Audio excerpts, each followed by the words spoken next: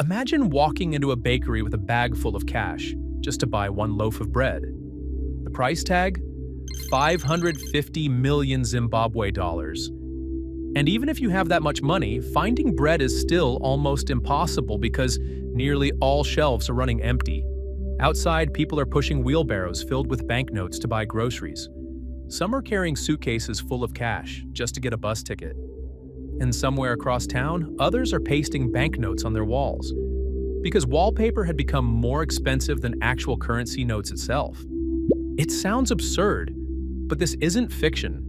In 2008, this was daily life in Zimbabwe, a country where one US dollar was worth roughly 2.6 billion Zimbabwe dollars. The Reserve Bank even printed a $100 trillion note. And yet, it still wasn't enough for a couple of bus rides. So how does a nation reach a point where money becomes worthless? And how did it get out of this crisis? To understand how Zimbabwe's economy collapsed, we need to go back to its farms. After gaining independence from Britain in 1980, Zimbabwe inherited a deeply unequal system. Most of the country's fertile land was still owned by a small group of white commercial farmers, while millions of black Zimbabweans worked on that land without owning any of it. For years, this inequality caused tension. So, in the late 1990s, President Robert Mugabe announced a land reform program to correct what many saw as a long-standing injustice, giving land back to black citizens who had been dispossessed under colonial rule. But the way it happened changed everything. Many farms were seized abruptly, often without compensation or proper planning. Experienced farmers left the country, and many new landowners, though rightfully given land, lacked access to training, equipment, or capital. Corruption was rampant, and within a few years, the results were devastating. Agricultural production, the backbone of Zimbabwe's economy, collapsed by nearly half. Food output fell by 45%, and manufacturing output fell by 29% in 2005, 26% in 2006, and 28% in 2007. Unemployment rose to 80%. Tobacco exports, once world-famous, dropped steadily and depleted foreign exchange reserves. And as farms stopped producing, food prices rose, jobs vanished, and the government started losing tax revenue. But even though the government suddenly had far less money coming in from taxes, salaries for public workers, military expenses, social programs, all still had to be paid. And they also had to finance a costly military involvement in the Second Congo War in 2000. With fewer dollars flowing in from exports, the government turned to the one machine that could never say no: the printing press. At first it seemed harmless, a bit of extra cash to pay workers, a bit more to fund new projects. But soon, printing money became the government's main source of income. And when that happens, when you create money faster than your economy can produce goods, prices start to rise. By 2000, annual inflation was about 55%. By 2002, it was 200%.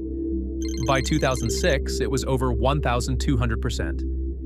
And then it went off the charts. Prices were doubling every single day. Shops stopped putting price tags because prices changed multiple times a day. Workers were paid in the morning and ran straight to stores to spend their salaries before prices doubled by evening. In desperation, the government tried something extraordinary. It declared inflation illegal.